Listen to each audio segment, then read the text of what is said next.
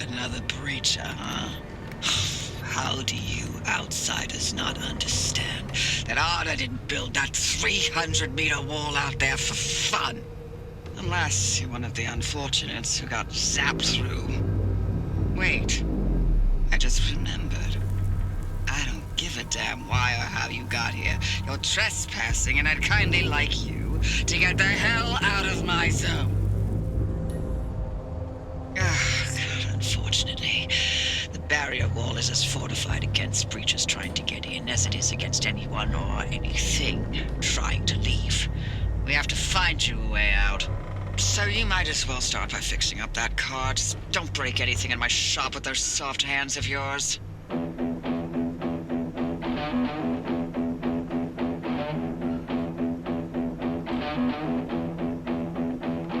Nothing here to see, just a kill out me, trying to custom to, trying to figure it out. Nothing better to do when I'm stuck on you. I'm here trying to figure it out. Getting hard to sleep, blood is in my dreams. Love is killing me, trying to figure it out. Nothing better to do when I'm stuck on you. I'm still in here trying to figure it out.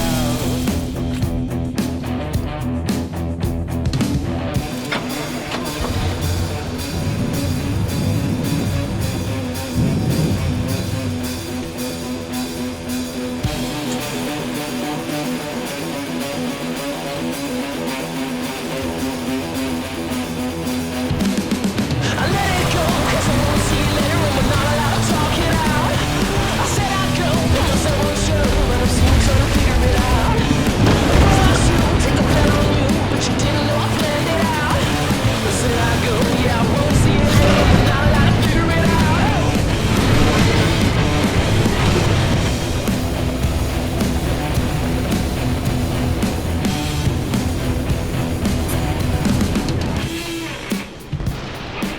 You can do nothing. Twiddle your thumbs until that remnant drives you mad. Or, if you're willing to work with me, I'll give you the best chance to survive this thing. I advise you not to take the zone lightly. You better gear up or you may not survive the trip. Which would make my life easier, so your call.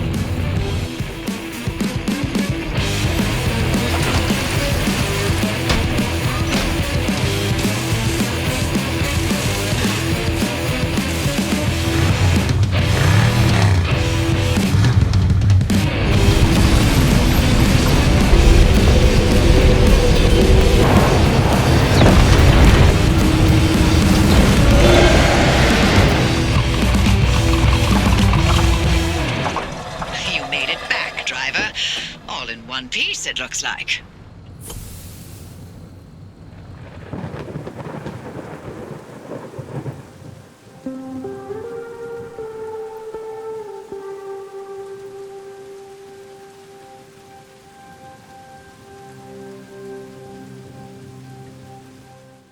You know, it's not often a new, freshly released game manages to captivate me the way that Pacific Drive did. I'm usually the type of guy to wait 6 months after a release to let everyone subject themselves to rigorous testing and reviewing for me before buying it myself, especially when a game gets a PlayStation console release. You know, PlayStation, the console that prides itself on ensuring that it has no games. But when Pacific Drive popped up on my radar, I was intrigued. Every update, news article, and teaser got me more and more interested, and I was about to break my own rules. Luckily, thanks to Ray, I didn't have to. He pre-ordered me a copy when he bought his own. Everyone say thanks to Ray. And yes, I'm late to the party for releasing a video for this game. I was busy. Save your keystrokes, I don't care. I didn't have my main computer hooked up, and there was no way I was about to play it at minimum settings on my prehistoric laptop. I wanted the full natural experience. I avoided any videos on Pacific Drive, ignored some of my favorite streamers. I issued full 1984-esque rules on my Discord server to avoid anything spoiled for me, and it was worth it. The game is absolutely amazing. Vibes immaculate, gameplay smooth and understandable, lore well written but not complex. It soared past my expectations. So despite me being well past the expiration date of relevancy, I knew I had to make a video on it. Pacific Drive was first conceptualized by VFX artist Alex Draycott during a road trip through the Olympic Peninsula in Washington. Alex would create Ironwood Studios, forming a small team of talented developers, writers, and artists with experience from working on other big-name projects and smaller indie titles, all in order to bring Pacific Drive to life. Alex himself is no stranger to the industry, working as an environment artist in games such as PlanetSide 2 and both infamous Second Son and First Light. Alex would open Ironwood Studios in 2019, right in Washington, only an hour away from where the game would take place. Alex and his team put in tons of work to make the game's experience look, sound, and feel as genuine as possible. Being only an hour away from the in-game location meant that they could ensure the environment was a perfect match. Alex even bought an '89 Buick Estate to base the in-game car's handling, performance, and sound on. The result is a perfect simulation of a road trip through the Olympic National Forest. With a twist.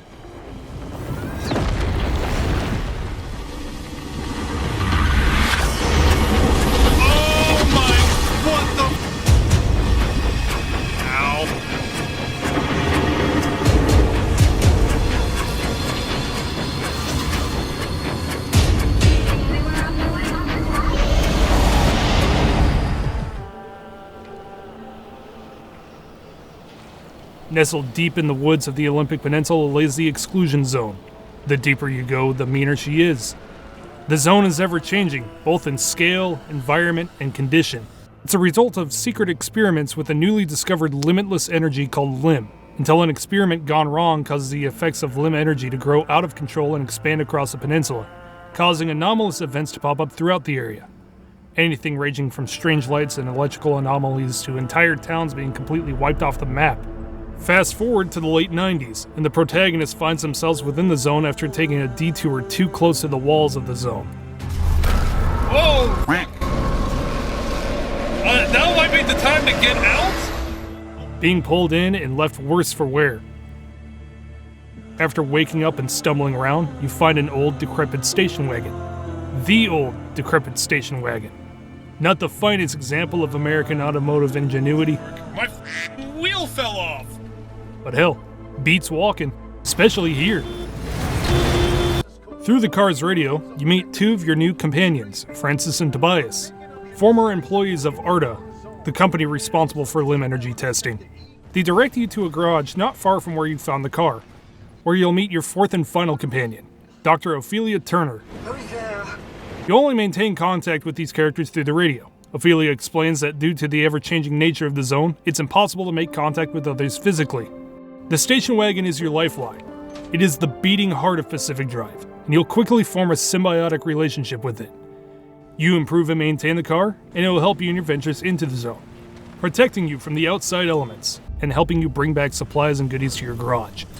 In the beginning of the game, your car won't be much more than cobbled together scrap, not providing much in the way of protection or storage, but it will evolve as you play, suiting your preferred playstyle, whether it be converting everything to electric and harnessing the power of electrical anomalies within the zone, or ramping up storage space to be an absolute loot goblin, like me. All of the panels can be outfitted with specialized armor, and you may find it smart to equip a few different panels depending on where in the zone you plan on going. There are also upgrades that work via a hotkey, which can be mapped here, such as the scanner and the limb pulse machine. These will use battery power, which means you may want to look at upgrades to expand battery capacity or charging. Just keep in mind that the more upgrades and armor panels you put on, the slower and less fuel efficient you become. You can always upgrade to a bigger engine and make up for speed, but your fuel will only burn faster.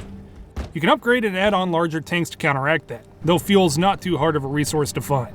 There's many wrecked and abandoned vehicles within the zone to siphon gas from with the jerry can in the trunk, stuck in the blob of trunk gunk. I just wanted to say trunk gunk at least once in this video. And if you're curious, you can go fully electric with enough upgrades and ditch gas entirely. Beyond upgrading, maintaining your car is equally, if not more important.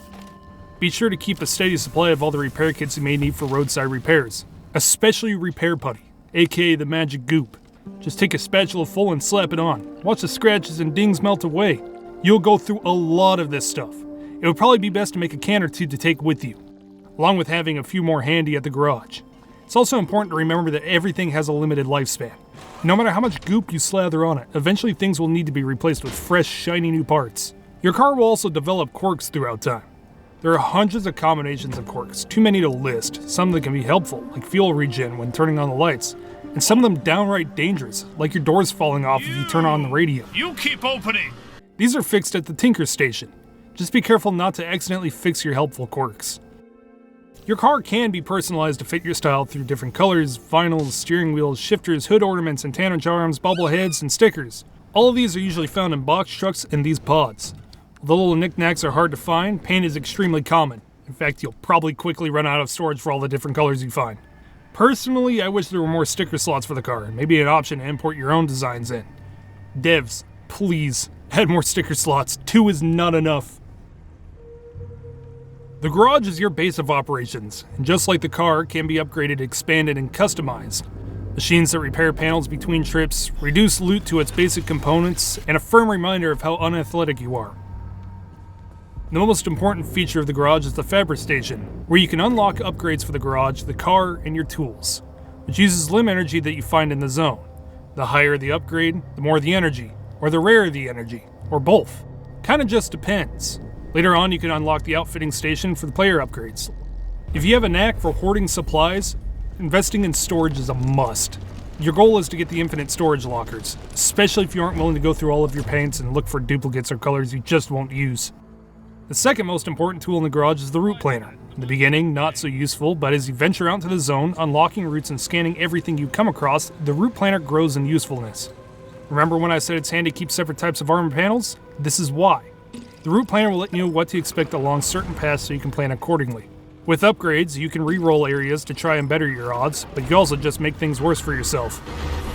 Every time you return to the garage, there will be a vehicle and some electronics to scrap. A first aid cabinet to replenish your health, a charging station for your battery, a fuel pump for filling up, and a dumpster that will gift you materials you might find useful. The more you progress, the more useful tools you unlock, like the repair station or fish tanks. That being said, I do wish there was some more personalization you could do with the garage itself. You might be asking, what are all these upgrades and tech for? Pacific Drive is similar to Stalker and other Stalker-like games, closest being Into the Radius. Instead of collecting artifacts, you're studying them, mostly for the story. Instead, looting resources and limb energy. Especially limb energy. Limb energy isn't just required for progressing the game, it's required just to get you home.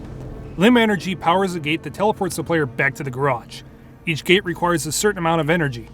Be careful how much you take though, as the more energy anchors you collect, the more unstable an area becomes, which may lead to an instability storm if the area is not perpetually stable, ending your trip early if you don't teleport out or move on to the next area.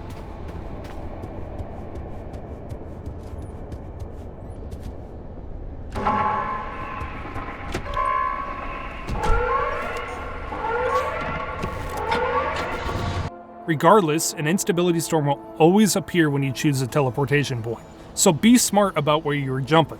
Drive just to the edge of the gate radius before you activate it, and scout the route beforehand to make sure it's clear and accessible before opening the gate. The zone is broken into 3 layers. Each layer is harsher than the last. Each of these layers will have multiple junctions that link up with each other. Every junction will have a range of different anomalies varying from helpful to harmful, some being both, such as the tourists.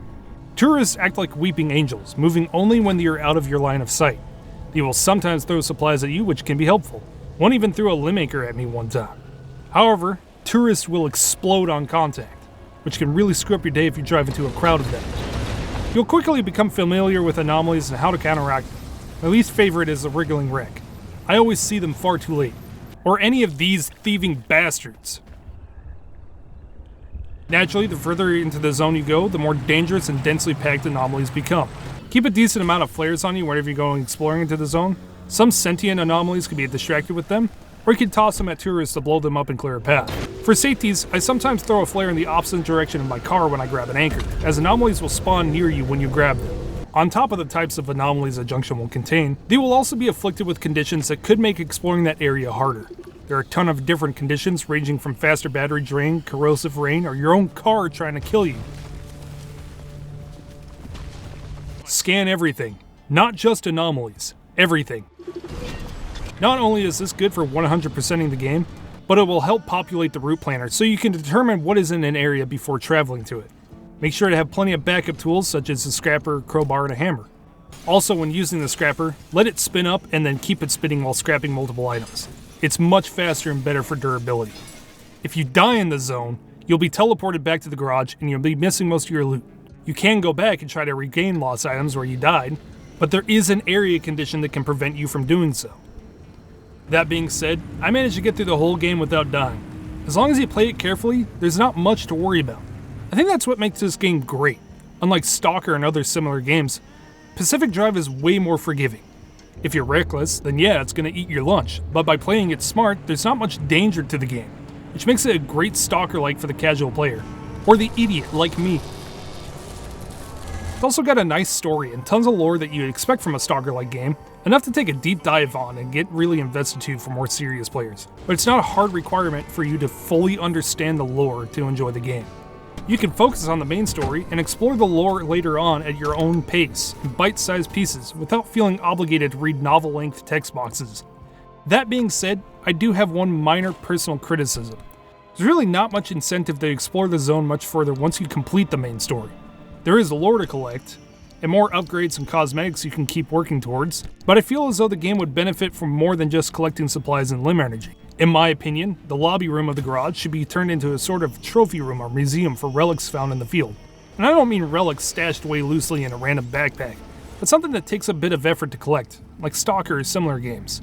It would help build on the backstory of Pacific Drive, and would actually mesh well with the way the story ends. I don't think that's super detrimental to the game though. Pacific Drive is extremely well put together, dynamic enough where each player can play at their own pace and style, while not being overly complicated that you need a 50-mile-long Reddit guide on how to get the best meta build.